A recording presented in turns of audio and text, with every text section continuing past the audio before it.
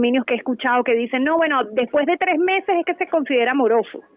Bueno, ese término desapareció con esta hiperinflación, es algo atípico, inédito, por lo menos en nuestro país. Uno acostumbraba a decir, no, yo no estoy en mora sino después del tercer mes. Eso era Ujú. antes, pero hoy en día el recibo ya se emite en mora, porque ya a uno al edificio le llegan los prestadores de servicios directamente con una carga a veces hasta en dólares y hay que pagárselo hasta por adelantado, a veces no dan ni siquiera recibo. Entonces cuando uno viene a pedirle al propietario que devuelvan lo que el condominio ya pagó por un servicio, no solo ya ha pasado lo que transcurrió del mes, sino que el propietario se considera que no está en mora, sino cuando pasen 3 meses. Entonces esos términos desaparecen con esta hiperinflación. Ya los recibos se emiten atrasados, se emiten en mora. Ujú. ¿Y considera usted que es una solución para ayudar con el pago justo, de que todos paguemos lo mismo, poner la factura de los condóminos con dólar referencial para que entonces, bueno, si usted se retrasó no hay problema porque va a seguir pagando entonces la misma cantidad en referencial, pues? Muy bueno también esta pregunta, porque hay personas, sobre todo inclusive algunos colegas, algunos profesionales del derecho que dicen que es ilegal cobrar en dólares, y eso no es verdad. Ujú. Era verdad hasta el año 2021, pero ya han salido sentencias, inclusive en diciembre hubo una sentencia del Tribunal Supremo que da perfectamente validez a este tipo de estimación dolarizada, pero siempre en base al Banco Central de Venezuela.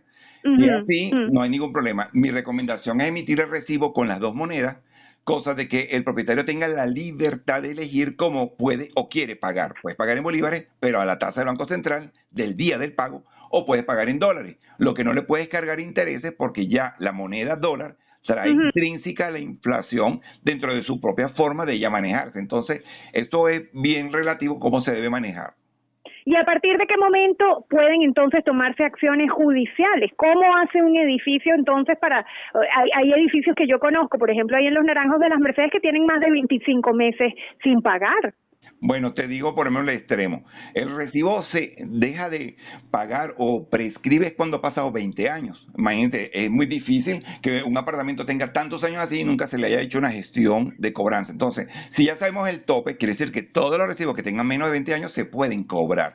Y segundo, que cuando una junta de condominio evalúa bien su propio edificio, sabe a quién sí, a quién no, qué tan arriesgoso están ustedes ahí en el condominio por no haber hecho las cobranzas. Entonces, eso también es relativo, depende de cada edificio. Hay edificios de lujo que un solo recibo es una millonada, mientras que hay Ujú. edificios donde los recibos vienen por montos muy bajos. Entonces, todo es relativo a cómo maneja la junta, para lo cual se requiere que sean entrenadas para que ellos se ajusten a sus propios condominios y sepan evaluar cuándo es bueno y cuándo no cobrar por vía de tribunales. Mi recomendación es evitar los tribunales, siempre ¿Por agotar qué? la cobranza administrativa y luego la extrajudicial para concederle al propietario oportunidades para pagar. ¿Por qué recomienda que no se haga entonces el cobro por tribunal? Porque ya la cobranza extrajudicial le permite al abogado de la administradora tener hasta un porcentaje que puede ser un 20% sobre la deuda. Y cuando uno va a tribunales, hay otro porcentaje adicional que se recargaría en la deuda, que sería casi un 30% más. En total la deuda, el 50% se va solamente en honorarios profesionales y gastos de juicio. Entonces hay que tratar de evitar que ese propietario, si ya no podía pagar, se le va a hacer tan difícil que hasta el inmueble lo puede perder en un remate. Imagínese usted, eso es a tomar en consideración. Ahora bien, la morosidad, entonces, bueno, pues sin duda alguna es una pandemia que existe en los condominios. Así ¿Qué es. se puede hacer entonces con estos edificios que no se sabe entonces dónde están los propietarios, a dónde se fueron? ¿Cómo se contacta esa gente? ¿Qué se puede hacer a nivel legal? Hay que hacer entonces de repente una notificación, mire, este edificio no conseguimos a los propietarios, no sabemos dónde está, nadie se hace cargo. No hay problema con eso, puesto que la deuda no se va, porque el inmueble no se va. La Ujú. deuda es contra el inmueble, no contra el propietario. No Ujú. sabemos a ver si ese propietario vendió y se fue, y eso solamente se hizo una venta por notaría y cosas por el estilo. Entonces, como la deuda está representada en el inmueble y la obligación es del propietario para mantenerla solvente, se intenta el procedimiento igualito, primero administrativo, luego extrajudicial y por último judicial. Si no hay Mm. forma de dar con el propietario, todo el procedimiento lleva en sí hasta notificación con cartel de prensa para ubicar a la persona. Y si falleció, por ejemplo, igual Ujú. se usa la figura de los edictos para verificar si hay algún heredero responsable de ese inmueble. Así que la deuda nunca se pierde. Ujú. Okay, bueno, eso está complicado y sobre todo, ¿y qué pasa, por ejemplo, cuando, por ejemplo, los apartamentos tienen múltiples titularidades? Es decir, bueno, yo fallece la persona y le dejo entonces a mis 8 hermanos la propiedad y después se murieron todos los hermanos y entonces quedan los sobrinos nietos de esa gente. ¿Cómo entonces ahí se hace para quién tiene que asumir legalmente?